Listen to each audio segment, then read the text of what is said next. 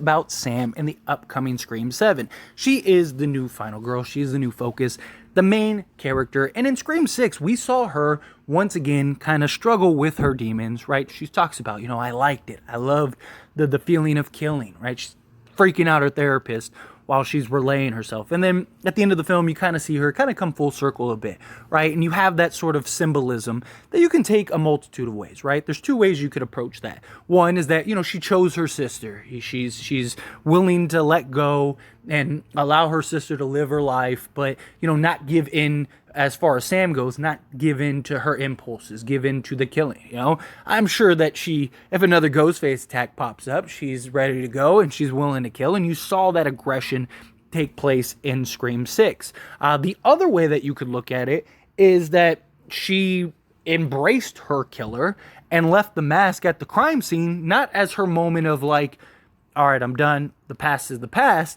but in a killer leaving the calling card at the crime scene. That's what we saw in Scream 6, right? A mask left at every scene. Well, Sam was the one that did all the killings in that scene, so she easily could have left that as a symbol that she's getting closer to her dark side. And there has been a lot of just people that want to see that happen, a lot of theories, a lot of ideas, even been teased on several occasions by the actors and actresses, and even the studio or radio silence, stuff like that, about Sam kind of going dark side and embracing her dark side. And in many ways, you kind of look at these films and it's kind of leaning in that direction. Now, personally, me, and I've said this before, I don't want to see her go full-fledged dark side. I don't mind if they bring her to the line, and I expected them to kind of have her enjoy it and like it and kind of deal with those struggles. It's something I talked about on several occasions here on this channel, of her just really liking the killing, and maybe Ghostface coming back, and she's, instead of being scared, like obviously she's scared and concerned for her sister, but about herself, she's kind of like, oh good, I get to kill again. You could see that happen in Scream 7, but I don't want her to go full dark side. I want to see her kind of be that borderline. Like, is she, isn't she? I really like them kind of teetering that. But it looks like, based on recent comments that Melissa Berrara has made, that she wants Sam to go dark side.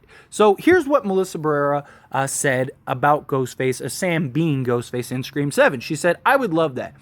It would be my dream for Sam to be Ghostface, and I think many people think that's where it will go, which is why I sadly think it won't happen. So, again, Sam, Melissa Berrara talks about how, she would love for Sam to kind of go that road, and that a lot of people think that that's where she's heading, which it does. Again, it kind of seems like she's headed in that direction. But she also says, basically that it's too obvious at this point. It would be a little too obvious. And I do agree, it is a little too obvious. And there are ways that they could go about it, ways that they could approach it. And, I had a couple ideas that, I do want to break down, especially once we get more information about Scream 7, because we know Scream 7 should be happening. It's on the horizon. There are a lot of questions about even like just, will Melissa Berrara even be in Scream 7? Because she's supposed to be going with Radio Silence to go do that monster movie project. Although I don't really worry about her as much as I do Radio Silence. I wouldn't be shocked if Radio Silence is no longer a part of the Scream franchise going forward. Melissa, I believe she will be. I mean, she's done several films each year for the last several years now, so I expect her to be in it. But her character of Sam going dark side, I mean, you already have the blueprint, you already have the sort of breadcrumbs that are leading to that. I just feel like we've already kind of seen that route with Jill's character, Emma Roberts, her portrayal, and her just being the final girl turned Ghostface, and it was a surprise and all that stuff. I think that's one thing. It's just like, are you going to really repeat that? Which maybe they do. Scream 5 and 6 were very mirror, and even the motives and similarities to Scream 96 and Scream 2. Little sprinkles of Scream 3 in both of those films, but a lot of it was 96 and Scream 2, where Scream 7, there's a lot of thoughts that, like, hey, Scream 7 is going to mirror Scream 3, and there's going to be a lot. But the problem with that is, like, how do they approach that? Because Scream 3 was the long-lost brother, right? The brother that no one saw coming, that Sydney never knew about coming to light. Do they go that route with Sam? I hope not, right? I mean, that'd be a little ridiculous at this point. So how do you do that? Well, you could pit sister against sister, kind of like how brother was against, sister. And have Sam go dark side, and now Tara and Sam are the ones that have to go head to head in the final aftermath. I think that is very likely an approach that they could take. It does sort of mirror Scream 3, but in its own way. It's a lot different, right? It's not some long lost sibling. It's a sibling that you've known about all along. And they just went down that dark road, that dark path, and now Tara has to shift into like the new final girl. She is the final girl and has to take out her sister Sam. That's something that I think you could see. Sam also was very overprotective and overbearing of Tara. Maybe that was one of her ways of kind of keeping her mental in line, right? Maybe that was her way of kind of keeping things in order. And Tara wants to go live her life and Sam maybe gets left alone and just starts losing herself. That could be an approach that they take. And then you end up having that showdown of sister versus sister. She goes from, trying to be overprotective and overbearing to literally trying to take Tara out. Again, it's not my favorite thing. I really hope that they don't go that route. I don't. I just think, again, we already saw it. Secondly, I think people are finally starting to come around to Sam as a final girl. Like, do you really want to, like, ruin that in your next installment? I don't know. Also, it's just what she represents, right? Like, not every person with mental health or, that's dealing and struggling with certain things turns out to be a psycho killer. Like, it's just kind of like, it's that thing that we've seen over and over and over again. Now, good writing, good execution, you could make the story, because again, you have kind of set this up as her going off the rails. And it would be cool to kind of see that final showdown. The big boss turns out to be the final girl all along. And you have this sister versus sister being pinned against each other. Tara, maybe her and Chad are together, and maybe Sam, like that jealousy of like, him protecting her and them being so close, maybe that makes her snap. I mean, there's a lot of ways that you could go about it.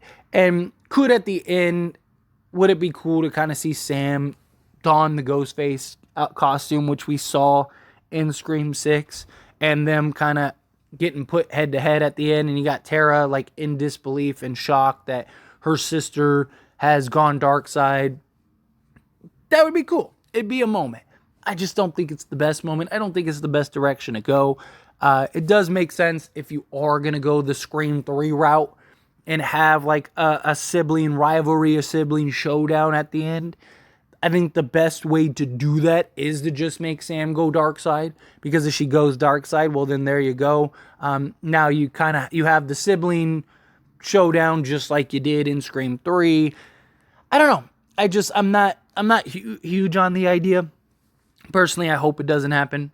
Melissa Berrara wants it to happen, but like she said, it would be kind of predictable, and it would be. I think it would lose all of its luster. I don't think it would be a shock to anybody, and that's a problem. But that also begs the whole, does that matter, right? Because I mean, at this point, if you've seen enough Scream movies or enough slasher films in general, right? Yeah, you can usually tell who it is immediately, right? I mean, even like this latest Scream, there was like 11 characters, but really it was only down to like 4. And they used like 3 of those 4.